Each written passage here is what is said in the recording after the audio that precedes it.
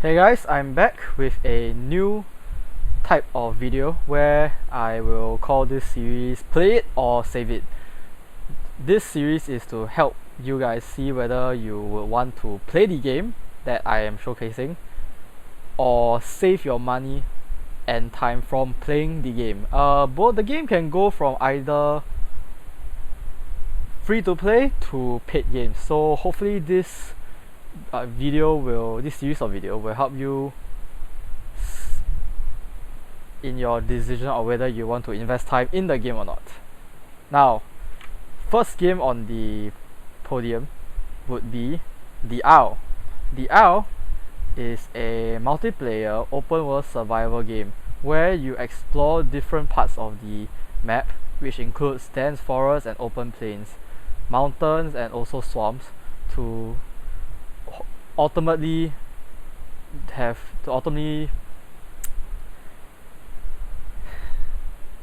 survive, to flourish and thrive.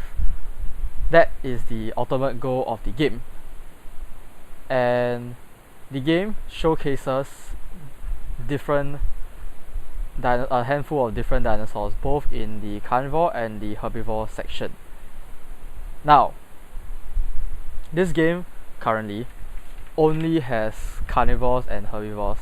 Not only that, this game is currently getting a recode.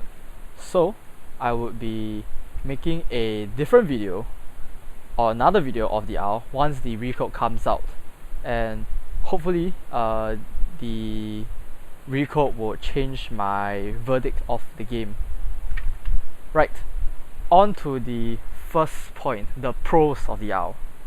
The first point is that the owl has decent graphics, despite being a game that has been in early access for a really long time. So that is a plus for me.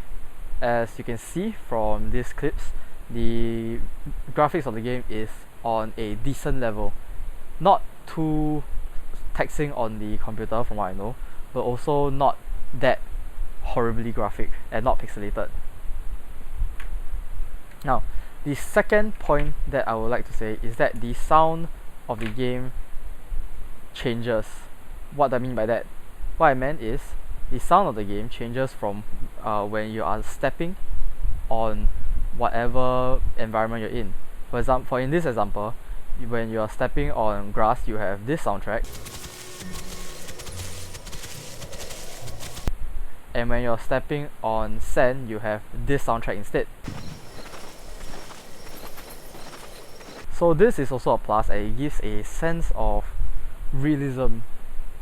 And speaking of realism, I'll get back to that soon, as realism plays an important part, but it also plays a crucial part in whether the game is too real or too fake. The next point is where when you fell down from a high place, your movement speed will be slow and your animation is shown to be limping, which indicates that your feet is damaged and you can't run. This is good, as this has a sense of realism to it, where you are currently crippled and you can't move that much. However, this point does have its problems, which I'll get back to in the cons of the game.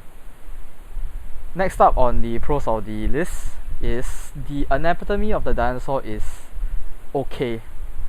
I myself do not know how a dinosaur would move, but from what I can see from the game, it feels okay. It feels good enough, as you know, none of us really know how a dinosaur moves, unlike a tiger, lion, lizard, eagle.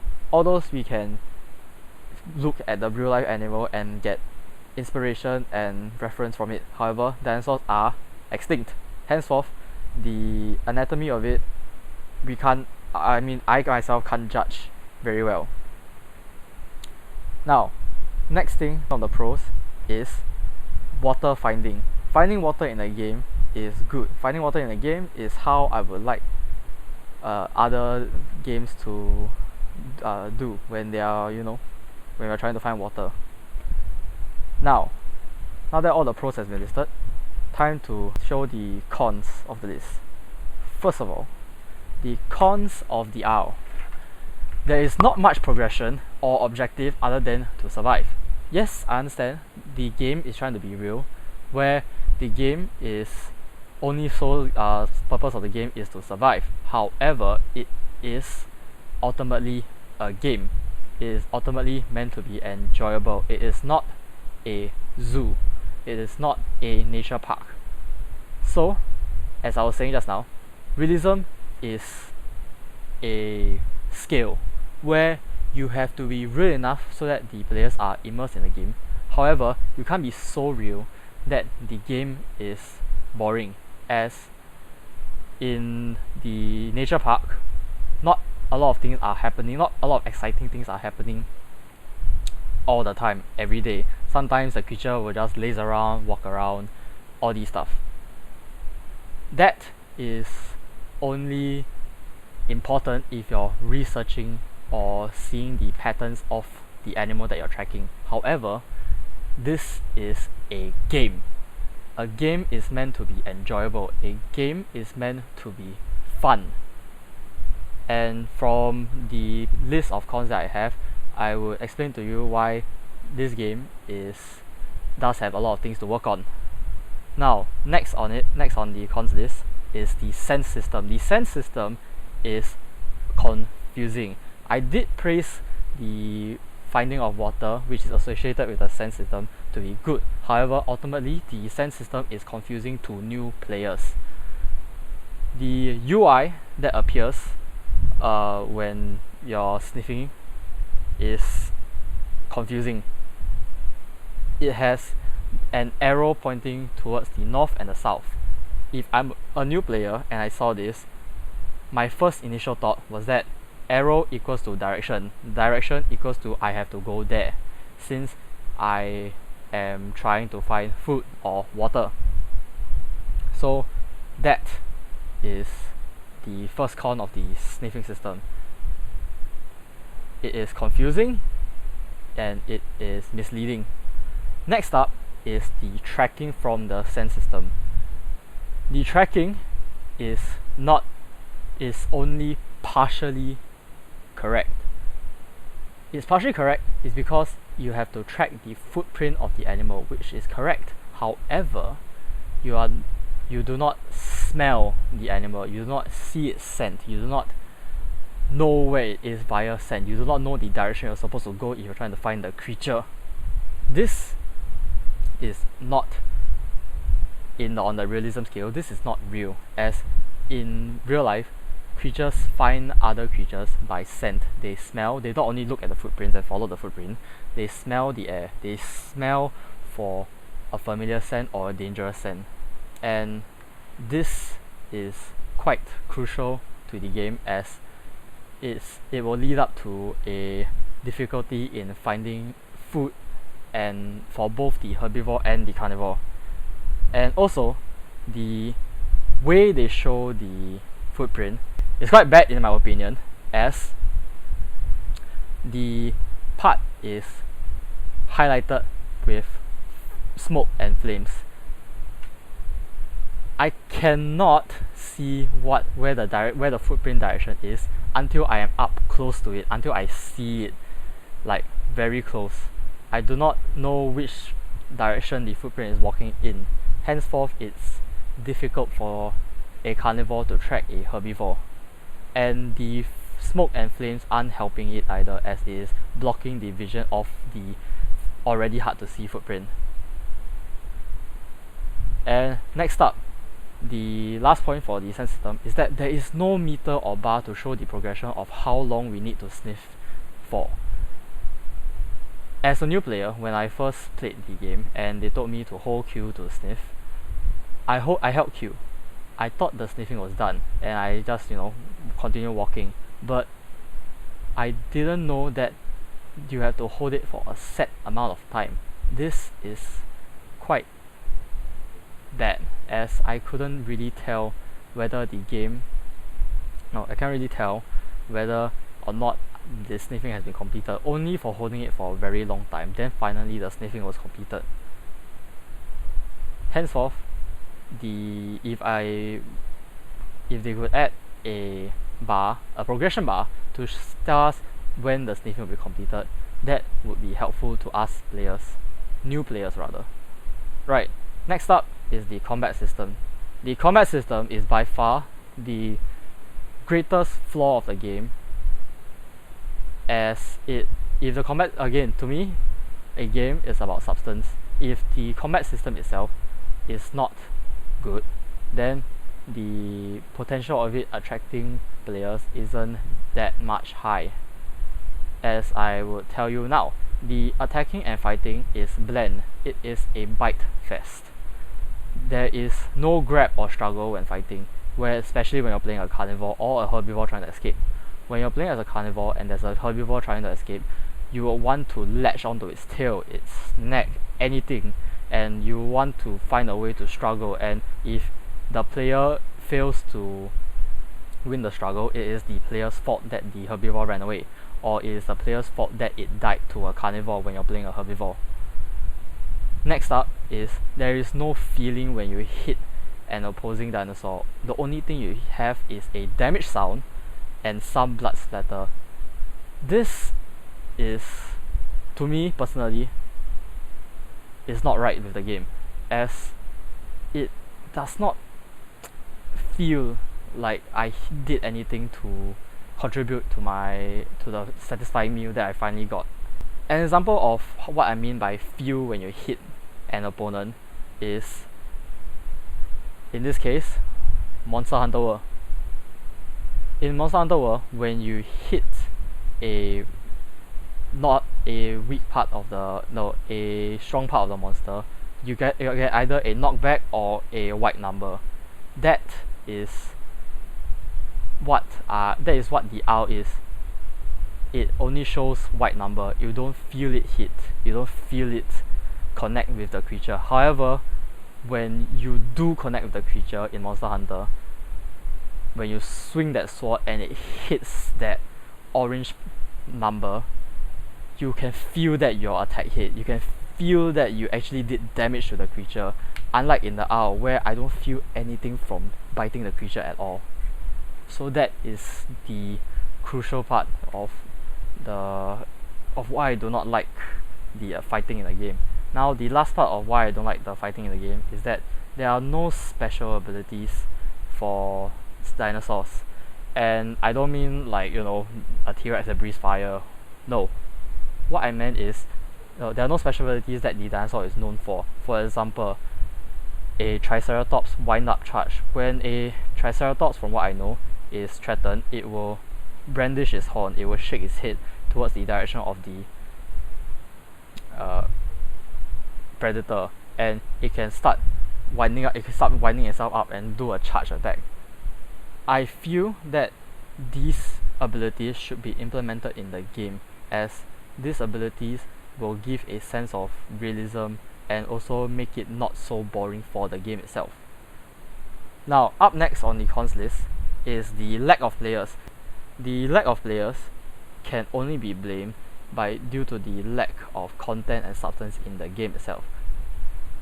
The game itself is extremely lackluster in terms of gameplay. The only good fun you can get out of the game is only if you play with friends or you attempt to find friends online. Which comes to my next point. This game is not an enjoyable game for solo players. This should not be the case, as some dinosaurs and even creatures in real life likes to be alone. They prefer to be alone rather than in a pack. I heard there are many complaints on the internet where the owl doesn't like a bunch of Rex compact together and just roaming around. From what I know, T-Rexes are solitary hunters, and they will fight other Rexes in order to claim their prey or territory. Henceforth, they should make a mechanic in the game where some dinosaurs are meant to be solo hunters and only come together when they want to breed. Now, next up in the list is it is too hard to find other players. This is prevalent even with a server that is loaded fully maxed out with players. This is due to the fact that the map is too big. The good thing about a big map is that there are things to explore. However, the bad thing about a big map, especially when you are a game that is solely comprising of interaction between creatures, it is near impossible for a carnivore to find prey. And that is not good. And it is not good for a game where they promote themselves as where the main feature of the game is to find other players, interact with them, and possibly fight them, when it is impossible to even find those players. Henceforth, this is also quite a big blow to the IO. Next up, relating to the previous one, it is close to impossible to find food for both herbivores and carnivores. I played as both the Triceratops and the Rex and Carnotaurus. It was near impossible for me to find food, and apparently, from what I saw research online, the reason why it's hard to find food is because the server will spawn food around you instead of you finding food. I do not like this point at all, as when you're playing a game like this, when you're playing a game where you have to survive, your main point is to find resources, not wait for the resources to spawn on you. A game is not really a game when you are comprised mostly of waiting for food to spawn, waiting for the night to end. That is not a good game at all. You are just basically waiting. What a game should never make its player do is wait and not let the players do anything else. If the game allows us to, makes us wait, they should at least give us something else to do inside the game itself. This will make the game much more less boring, rather than I'm just sitting there and waiting for the night to end.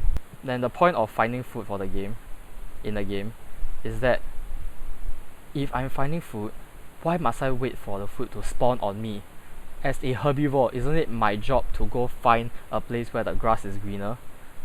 If that's how you use the phrase. Is it my job to find a shrub? Is it my job to go search around the area to find food for myself? And as a carnivore, it is my job to go find food, is to go walk around the area to find food. However, if the game wants us to stand there and wait for food to spawn, it really removes the realism of the game, as in real life, creatures, in order to find food, they'll roam around the area looking for potential prey, looking for potential food source, and only when they found it, then they'll go on the attack. That is what a realism game should be, where you don't wait for the food to spawn, but you wait for the opportunity to lunge at the food source that you want, especially if you're playing a carnivore. Now, next up is the lack of proper tutorial. The only tutorial that we have is them, telling us the basics control. Yes, I agree that games shouldn't spoon feed their players, but this is the amount of information that they've given us is pretty lackluster, if I do say so myself. And the bad part about this is that the lack of tutorial may actually turn players off from the game, as the player wants to be good at the game. The player wants to be confident that they can win the game. However, the lack of tutorial makes the player lost, makes the player think, what am I supposed to do next? And that isn't, a very good thing about the game. And next up on the cons list was relating to the limping animation of the game. The limping animation only happens when you fell off a cliff and you are trying to walk. But when you're fighting, the dinosaur is still moving at super fast speed. This shouldn't, be the case, because when you are injured, you're supposed to have your speed slower, not run at god-like speed away from the predator despite having at like, I don't know, 5% health left. So that's the first con. The second con is that there is no indication to show when your foot is healed or when you can run again and not limp. As you can see in this clip here, I was limping quite a few moments ago, and then suddenly when I stand up and start walking, I'm not limping anymore.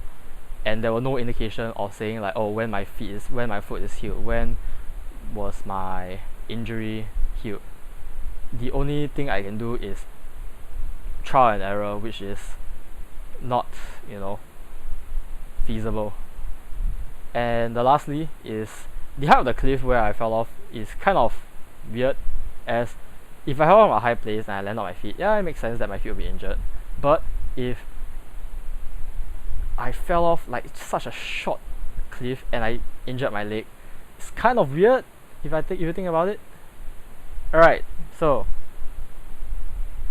in conclusion, to summarize everything, pros of the owl: decent graphic, sound changes depending on where you're stepping. When you fall down, you injure your leg, you start limping.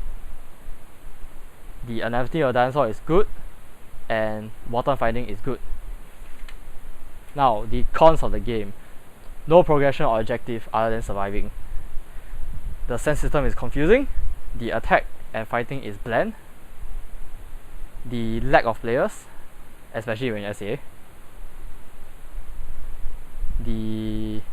It's not enjoyable for solo players despite having solo dinosaurs in the game. Too hard to find other players. Map is too big. Close to impossible to find food for both carnivore and herbivore. Food spawns on you instead of finding the food. Lack of proper tutorial, and also waiting for the night, waiting for food to spawn.